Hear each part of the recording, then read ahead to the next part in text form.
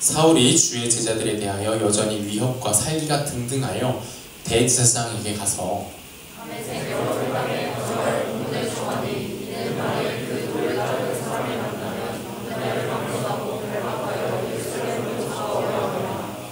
사울이 길을 가다가 다메섹에 가까이 이르더니 호련히 하늘로부터 빛이 그를 둘러 비추는지라.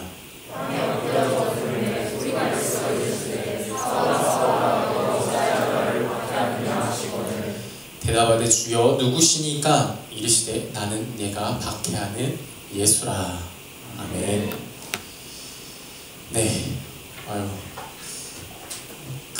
찬양할 때마다 느끼는 건데 제가 너무 정직하게 다 같이 따라 부르게 되다 보면 늘 자꾸 목이 좀 쉬거든요. 그래가지고 오늘은 좀 천천히 좀 여유 부려가면서 쉬엄쉬엄 불러야지 하다가도 막상 또 부르다 보면은 다 따라 부르고 목이 쉰 상태로 좀 오게 되는 것 같습니다. 여러분, 찬양에 정말 하나님을 찬양하는 그 마음이 가득하여서 늘 은혜를 누리시는 우리 모두가 되면 좋겠습니다. 오늘 말씀은 그 9장 1에서 5절인데요. 여러분, 이게 무슨 내용인지 제가 딱 사진 하나 가져왔어요. 딱 이 사진 하나로 딱 요약이 됩니다. 네. 어디 초등부와 유치부나 초등부에서 볼 법한 일러스트인데요. 마땅한 사진을 찾아보려고 했는데 오히려 어른을 위한 어떤 그런 사파는 보니까 뭔가 안 와닿더라고요. 명확하게 안 와닿아가지고 제가 찾다가 보니까 이게 오히려 명확하게 그 이야기의 내용들을 딱 직관적으로 보여주는 것 같아서 이걸 가져왔어요. 좋죠? 네. 자, 무슨 일입니까? 사울이 뭐 하려고 그랬어요? 교회를 핍박하려고 합니다. 그리스도인들을 죽이고자, 감옥에 넣어 죽이고자 하였어요. 그래가지고 근데 이제 어떻게 예루살렘에 있는 그리스도인들을 핍박하는 것들로 모자라가지고 이제 어떻게 하려고 했냐면 다메섹이라고 있는 좀 멀리 떨어져 있는 도시가 있었어요. 거기에 있는 그리스도인들도 잡아가지고 박멸하려고. 그래서 사울은 그 다메섹으로 군사를 이끌고 가고 있었어요. 그랬는데 그때 이제 누가 나타나신 거죠? 그 사울에게 예수님이 빛과 음성으로 사울에게 나타나신 거죠. 그러면서 뭐라고 이야기하세요? 사울아 사울아 네가 어찌하여 나를 박해하느냐. 그래서 누구세요? 사울이 누구십니까? 누구신데 나한테 이렇게 하십니까? 물어보니까 뭐라고 대답해요? 난 네가 박해하는 예수라 라고 하는 그 일이 바로 오늘 우리가 읽은 본문의 사건입니다. 자, 근데요 여러분, 우리가 이거를 그냥 읽으면 그런가 보다 하고 넘어갈 수는 있지만 한번 잘 생각해 봅시다.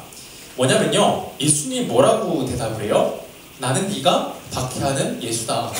너는 왜 나를 박해하느냐? 이것을 지금 사울에게 얘기를 했단 말이에요. 그쵸? 근데요 사울이 예수님을 직접 못을 박았나요? 예수님을 직접 채찍질하고 괴롭히는 일을 했나요? 바울이? 그러지 않았어요.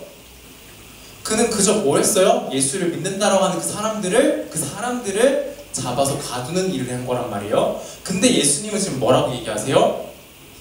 네가 어찌하여 나를 박해하느냐? 네가 나를 박해한다 라고 이야기를 하고 계시다라는 거죠. 여러분, 왜 그럴까요? 왜 그렇게 되는 걸까요? 여러분, 이것뿐만이 아니라요, 성경의 내용들을 보면요, 우리가 뭔가 잘못을 하거나 뭔가를 파괴하거나 그리고 어떤 사람에게 잘못을 하거나 하는 그 모든 것들을요, 하나님이요 그냥 그 사람에게 그저 그 자연이나 어떤 물건의 손해와 파괴를 일으킨 것으로만 보지 않고요, 어떻게 보시냐면 하나님께 범죄한 것이라고 보세요. 너는 나를 대적했다, 너는 나에게 범죄한 것이다, 그렇게 계속 보신다는 거예요. 여러분, 왜 그런 걸까요? 여러분이 하나님을 직접 대적했나요? 여러분이 진짜 하나님을 막 미워가지고 막 하나님 막 욕을 하거나 하나님께 직접적으로 손해를 끼치는 뭔가를 했나요? 우리 사람들이 그러나요? 그랬나요?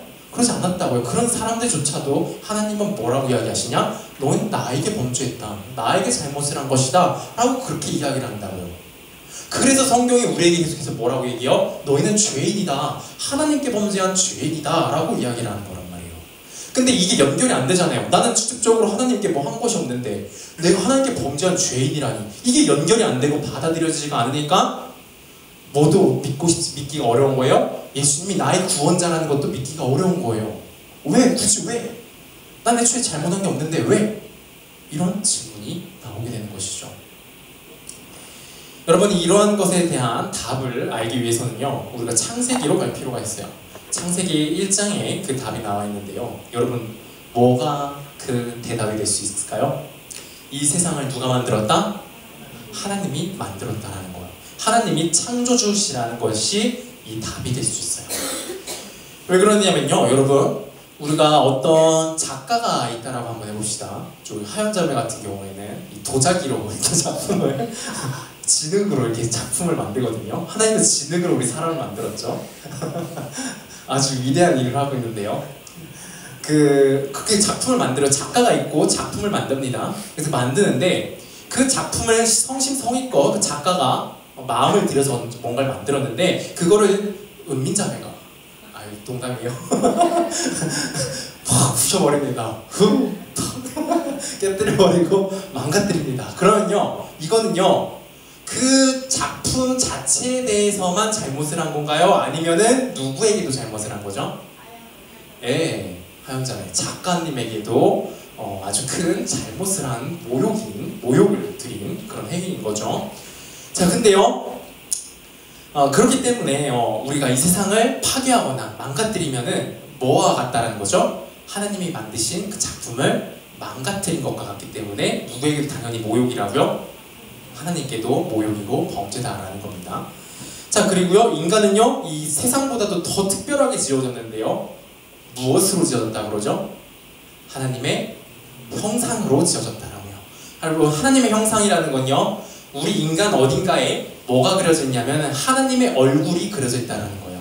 하나님의 어떠한 뭔가 본질적인 무언가가 인간에게도 새겨져 있다는 거예요. 쉽게 예를 들어서 무엇과 같다고 볼 수 있냐면은 뭔가 이렇게 만드는데 동상 같은 걸 만드는데 그걸 뭘로 만들었다고요? 하나님의 모양으로, 하나님의 모습이 나타나는 무언가로 만들었다는 거죠. 자, 아까 그냥 작가가 만든 작품을 훼손하기만 해도 심각한 작가에 대한 모욕인데, 심지어 그 작가의 얼굴이 그려진 작품을 혹은 작가의 형상을 한 무엇을 파괴하고 망가뜨린다 라고 한다면은, 그럼 이건 얼마나 더 큰 범죄이고 모욕일까요? 그렇죠?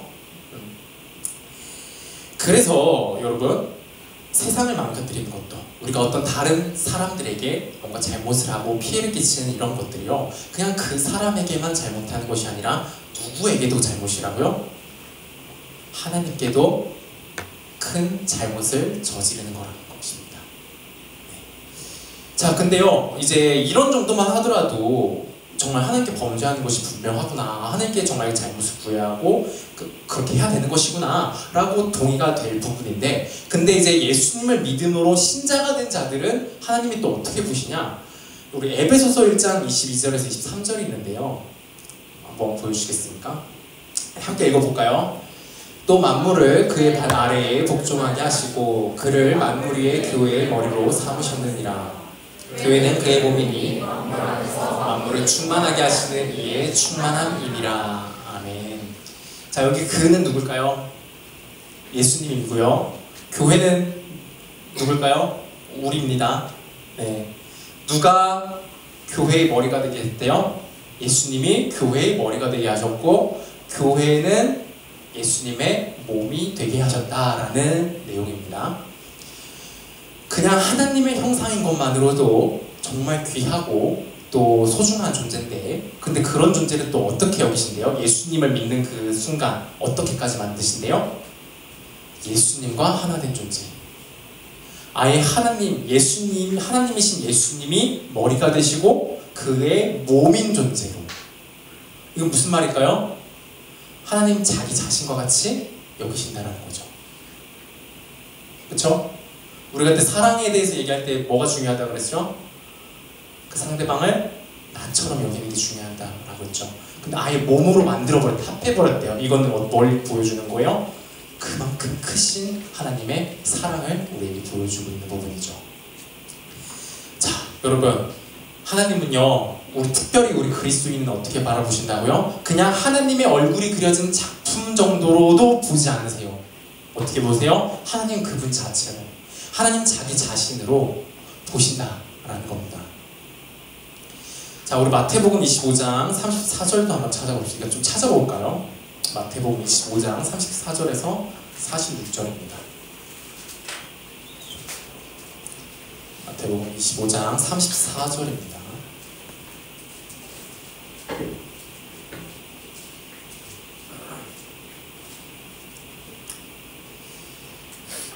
그래서 예수님이 이런 비유를 들어주셨어요.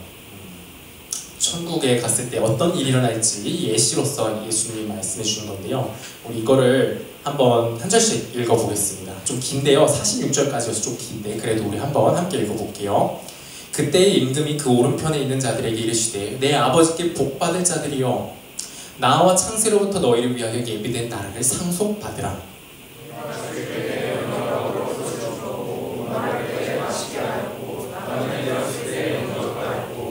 헐벗었을 때에 옷을 입혔고 병들었을 때에 돌보았고 옥에 갇혔을 때에 와서 보았느니라.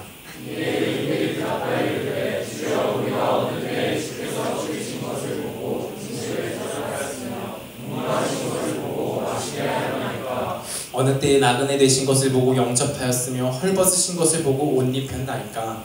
어느 때에 병드신 것이나 옥에 갇히신 것을 보고 가서 배웠나이까. 임금이 대답하여 이르시되 내가 진실로 너희에게 이르노니 너희가 여기 내 형제 중에 지극히 작은 자 하나에게 한 것이 곧 내게 한 것이니라 하시고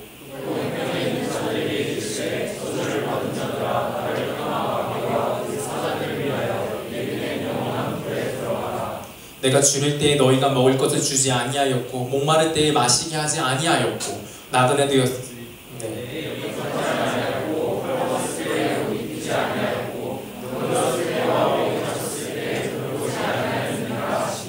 그들도 대답하여 이르되 주여 우리가 어느 때에 주께서 줄이신 것이나 목마르신 것이나 나그네 되신 것이나 헐벗으신 것이나 병드신 것이나 옥에 갇히신 것을 보고 공양하지 아니하더이까.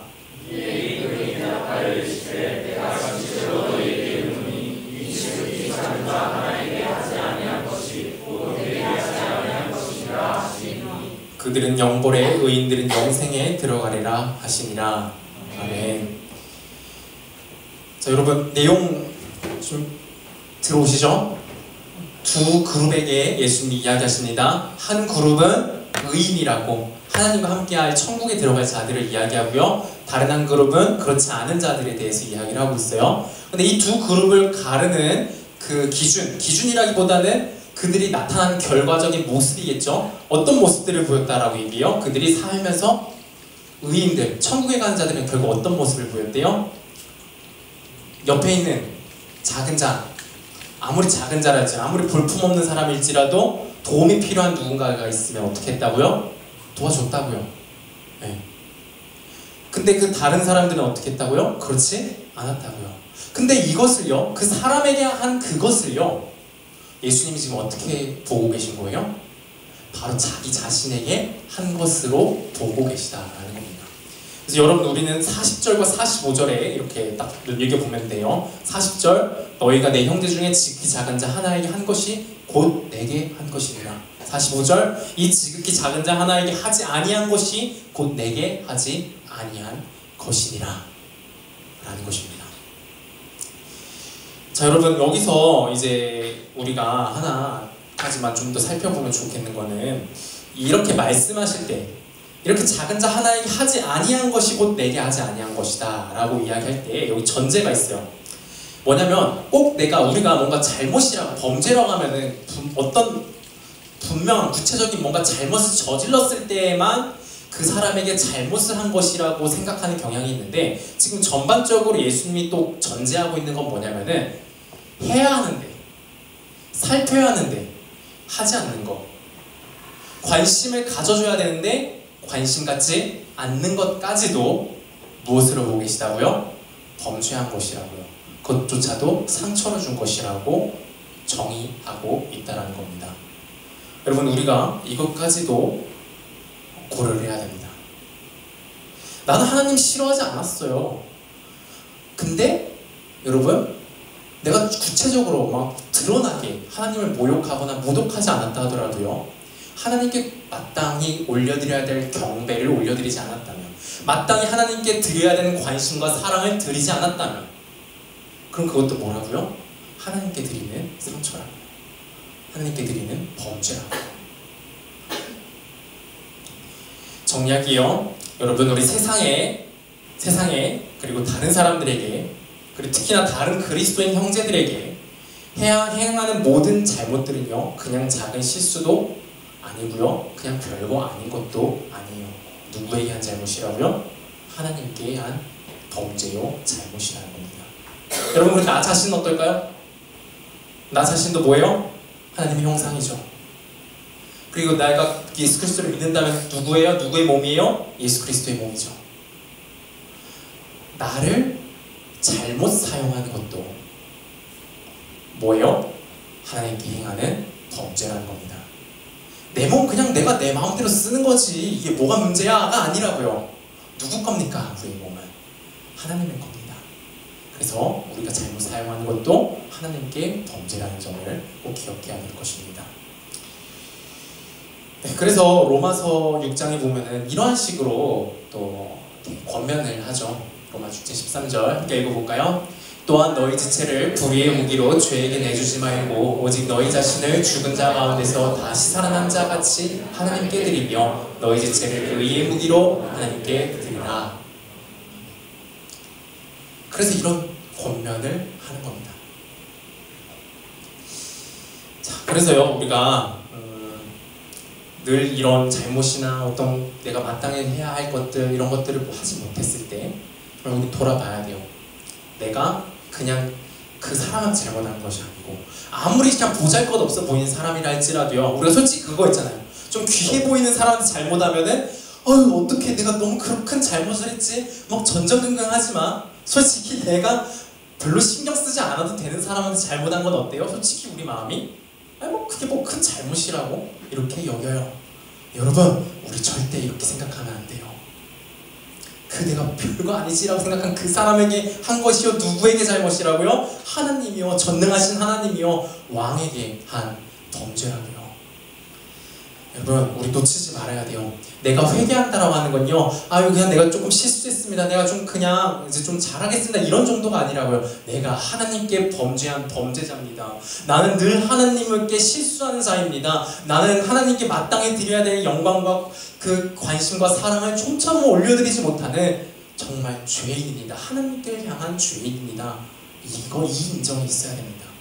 여러분, 우리에게 정말 이러한 깨달음과 인정이 있어서 정말 하나님께 이 모든 것을 가지고 나아가게 돼서 정말 하나님의 그 모든 용서와 사랑을 다시 잘 누리는 우리 모두가 됐으면 좋겠습니다.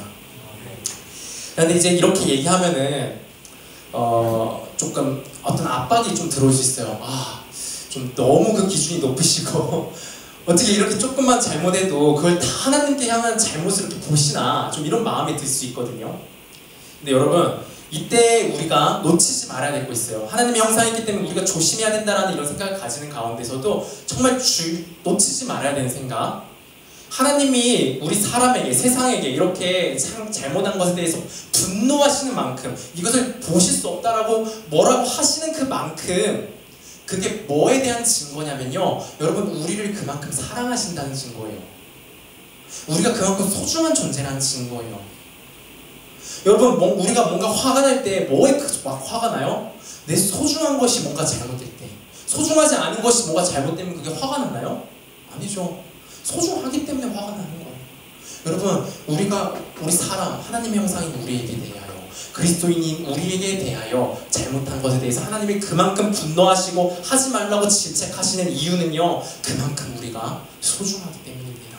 그만큼 우리를 하나님이 사랑하시기 때문입니다. 여러분, 이 하나님의 마음을 놓치지 않기를 바라요. 이 하나님의 마음을 정말 보시기를 바랍니다. 이것을 믿음으로, 내가 좀 실수했을지라도 다 용서해 주실 그 하나님의 사랑을 믿음으로 나와서 다 용서받고 정말 하나님의 그 깊은 사랑을 함께 나누며 살아가는 저와 여러분 다 되었으면 좋겠습니다.